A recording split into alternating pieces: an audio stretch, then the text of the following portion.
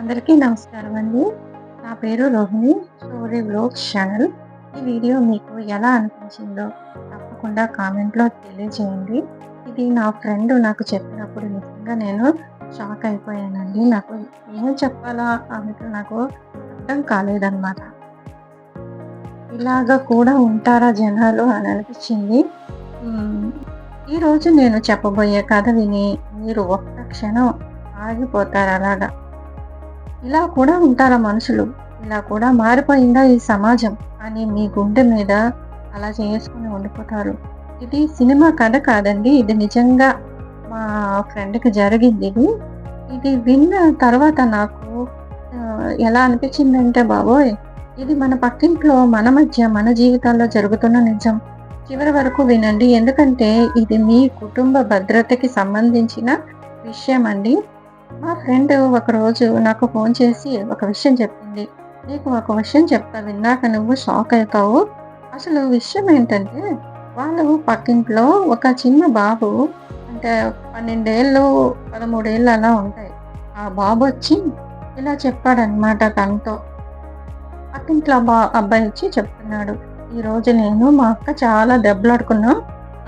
తను చాలా చిరాకు పెట్టిచ్చేసింది నాకు" అట. అయితే ఆ అబ్బాయితో "ఏరా మీరు బానే ఉంటారు కదా! బానే ఆడుకుంటారు. మీ అక్కతో బానే ఉంటావు కదా! ఎందుకు అలా కొట్టుకుంటారు ఇద్దరు" అని అడిగిందనమాట. అయితే ఆ అబ్బాయి అలా ఉండిపోయి కాసేపు ఏమనుకున్నాడో ఏంటో వాళ్ళ అక్క మీద ఎంత కోపమొచ్చిందో, వాళ్ళ ఇంట్లో మీద ఎంత కోపమొచ్చిందో అంతా మా ఫ్రెండ్‌తో చెప్పేసాడనమాట. అయితే మా ఫ్రెండ్ అలా ఉండిపోయింది. "అక్క మీ ఇంటికొస్తుంది. మీ అబ్బాయితో బానే ఆడుకుంటుంది. మీతో కూడా బానే ఉంటుంది. కానీ మీరు డ్యూటీకి వెళ్ళిపోగానే ఏం చేస్తుందో తెలుసా?" అని అడిగాడు. "ఏం చేస్తుందిరా?" మీరు మా ఫ్రెండ్‌కి ఒక అబ్బాయి ఉన్నాడనమాట. వాడు 14 ఇయర్స్. అయితే ఇప్పుడు వచ్చిన చెప్పే బాబు వాళ్ళ అక్క వయసేమొచ్చి 14, 15 అలా ఉంటాయి. అయితే ఆ అమ్మాయి ఏం చేస్తుంది? అప్పుడు మా ఫ్రెండ్ అడిగింది. "ఏరా ఏమైంది? ఎందుకు కొట్టుకుంటున్నారు? ఎప్పుడు గొడవ పడతారు మీరు" అని అడిగింది. అప్పుడు ఆ అబ్బాయి చెప్పిన మాటలు వింటే నేనైతే స్టన్ అయిపోయాను. ఏం చెప్పిందంటే, "మీరు వెళ్ళిపోగానే ఇంతకుముందు బానే ఆడుకునేది మంచిగా ఉండేది. కానీ ఇప్పుడు మీ ఇంట్లోకి వచ్చి అన్ని వీడియోలు తీసి మా అమ్మగారికి మా ఇంట్లోనూ చూపిస్తుంది" అని అన్నాడు. అయితే "అవునా? ఏం వీడియోలు? మీ ఇంట్లో ఏముంటుంది? మా ఇంట్లో ఏముంటుందిరా" అని "ఏం వీడియోలు" అని అడిగాడనమాట. అడిగింది మా ఫ్రెండ్. అప్పుడు ఆ బాబు చెప్పాడు, "మా అక్క దగ్గర ఫోన్ ఉండదు. అమ్మ ఫోన్ తీసుకొచ్చి అన్ని వీడియోలు తీస్తుందంట ఇంట్లో వచ్చి." ఇక్కడే మా ఫ్రెండ్‌కి అసలు షాక్ మొదలైంది. అలా కొంచెం ఆరా తీస్తే అసలు విషయం బయటపడింది.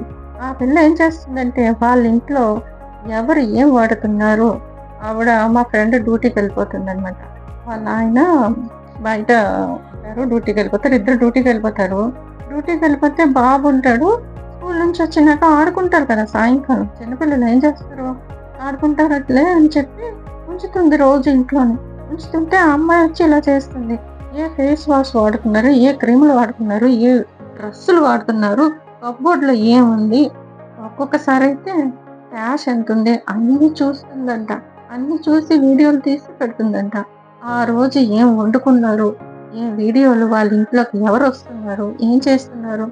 ఇంకా ఇలా భయంకరమైన విషయం ఏంటంటే ఆ చిన్న పాపది 15 ఇయర్సే ఉంటాయి అని ఆవిడ చాలా దీనిగా తీసుకుంది మా ఫ్రెండ్.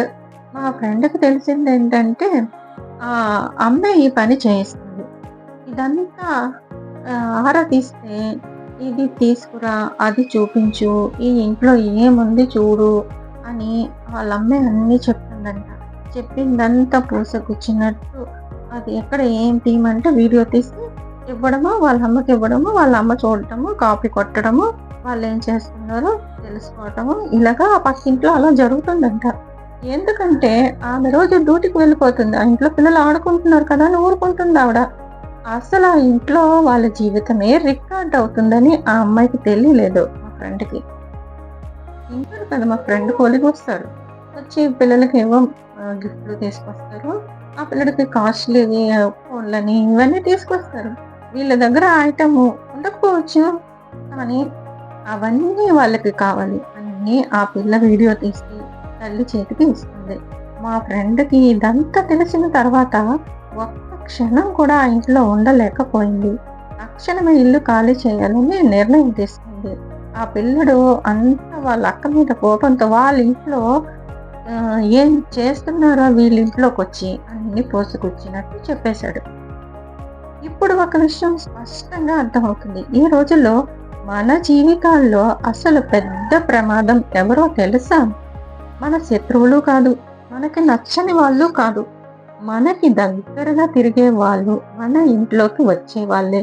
ఇంకా భయంకరమైన విషయం ఏంటంటే, ఈరోజు అత్యంత ప్రమాదకరమైన ఆయుధం కత్తి కాదు, తుపాకీ కాదండి. Mobile phone.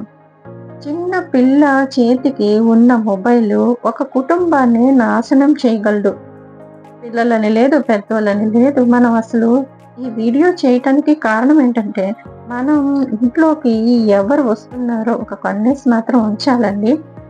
లేకపోతే ఇంట్లో గుట్టులన్నీ వెళ్ళిపోతాయి. నేను పక్కింటి వాళ్ళని ఎందుకు ఇంట్లోకి రానివ్వకూడదు అని వీడియో కూడా చేశాను. ఆ వీడియో చూడకపోతే చూడండి. ఇలాంటి వాళ్ళు ఈ సమాజంలో ఉంటారు. ముసుగు వేసుకుని తిరుగుతుంటారు. మన చుట్టే ఉంటారు, మనతోనే ఉంటారు. మంచి వాళ్ళలా నటిస్తారు. మన జీవితాల్లో లోతుగా చొచ్చుకుపోతారు. అందుకే నేను మీకు చెప్పేది ఒక్కటే, ఇలాంటి వాళ్ళు ఉంటారు, జాగ్రత్త. మీ ఇంట్లోకి ఎవరు వస్తున్నారు? మీ ఇంట్లో ఏమవుతుంది? మీ జీవితాన్ని ఎవరు గమనిస్తున్నారు? ఒక్కసారి ఆలోచించండి. మీకు ఇలాంటి అనుభవాలు ఏవైనా ఉంటే కింద కామెంట్లో తప్పకుండా చెప్పండి. నేను ఫస్ట్లోనే చెప్పాను. మీరు తప్పకుండా లైక్ చేయండి. వీడియో నచ్చినట్లయితే లైక్, షేర్, సబ్స్క్రైబ్ తప్పకుండా చేసుకోండి ఫ్రెండ్స్. మన జాగ్రత్త మన భద్రత. ఓకేనా ఫ్రెండ్స్? ఈ వీడియోలో వింటే వచ్చే వీడియోలో మళ్ళీ కలుద్దాం. మీకు ఇలాంటి అనుభవం ఏదైనా ఎదురైతే తప్పకుండా కామెంట్ చేయండి. ఓకేనా friends? Thank you for watching. If you love these stories, like the video, share it with your friends, and subscribe to Story Vlogs, because every story begins a new life.